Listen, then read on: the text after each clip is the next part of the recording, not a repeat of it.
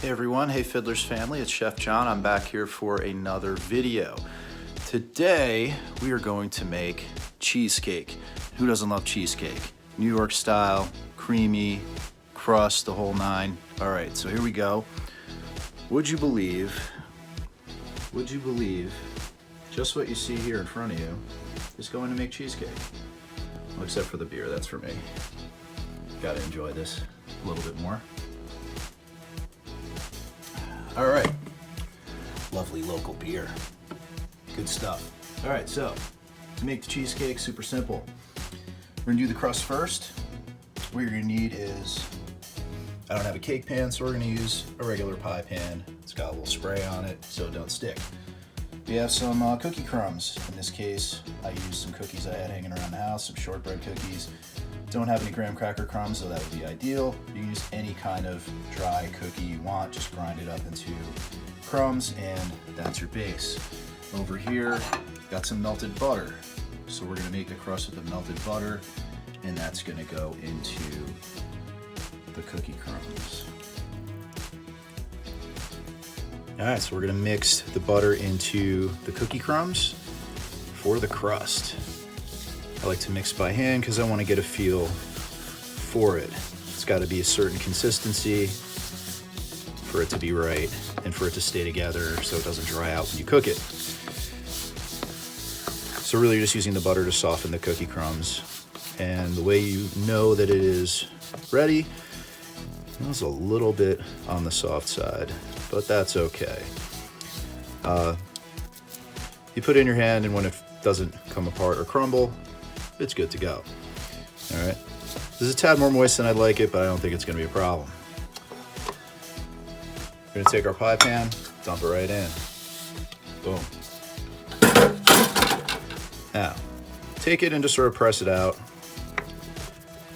This is gonna be your crust. Fill the entire pan with the crust mixture. Should go all the way up the sides, even layer all the way around, up the sides and on the bottom. As long as you got no gaps in it, you're good to go. What I'm gonna do in the meantime, while I am setting up the rest of the ingredients, I'm gonna put this in the refrigerator and let it chill for a little while. So it's a little more firm when we add the filling. All right, so what we have here for the filling is 1.5 pounds of cream cheese, 4 ounces of sour cream, 8 ounces of white granulated sugar, with about a 1/4 teaspoon of salt.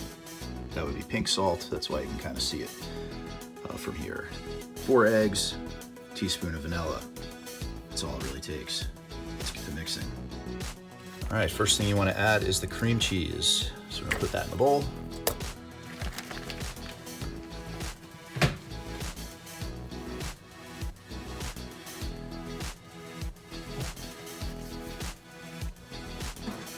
Gonna get the beater on. If you don't have a KitchenAid, you can use one of those handheld paddle mixers that you plug in, and same thing, just put it in a bowl and go. It's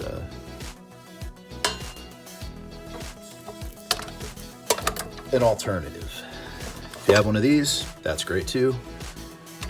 Get this paddling. I want to soften the cream cheese.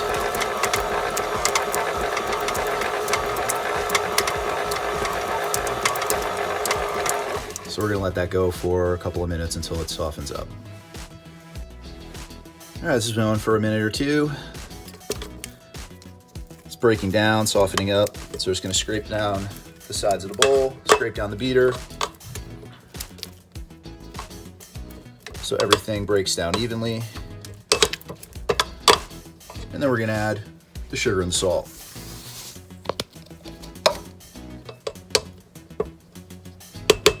And keep mixing. At this point, you want it on a lower speed because you don't want to beat a whole bunch of air into it. Just want to combine and soften.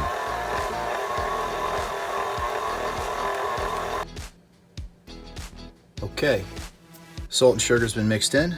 Now we're gonna add the sour cream. In In between, we're scraping the bowl, scraping the beater, making sure everything goes back into the center so it all mixes together evenly, every addition.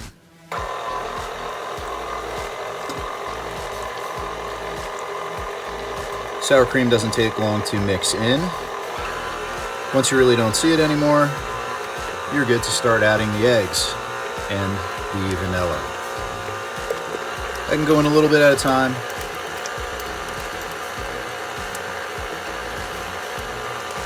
You don't want to add it too fast, or else it may break the emulsification that's going on here, and then it could separate.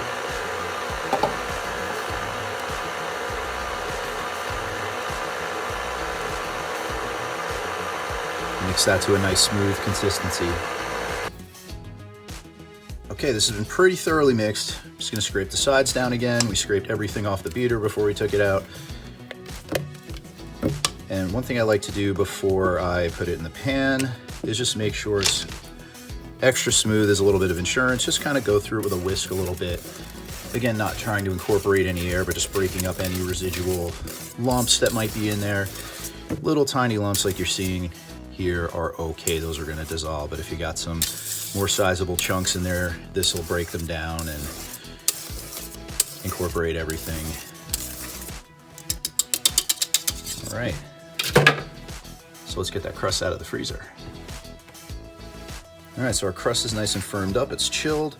I put it on a baking sheet because we are going to put this in the oven in a water bath. Here's where we're gonna put water in the pan beneath it so that it cooks with a little bit of steam, and it'll cook more gently that way. You can see in the reflection, I'm Italian and I'm talking with my hands, so you see the reflections of my hands as I'm talking in the picture there. Okay, so here's our batter going in. There we go.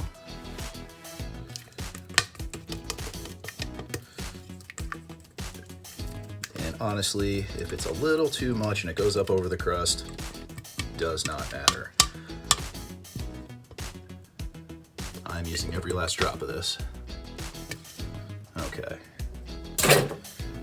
Waste not, want not. All right, so to smooth that out, can go right to the edge. Perfect amount, goes right to the top. A little bit of crust peeking up, no big deal. So we're gonna take some water. It's about a pint worth of water. I'm just gonna dump that in the cookie sheet. All right, I need a little bit more, maybe another cup of water or so.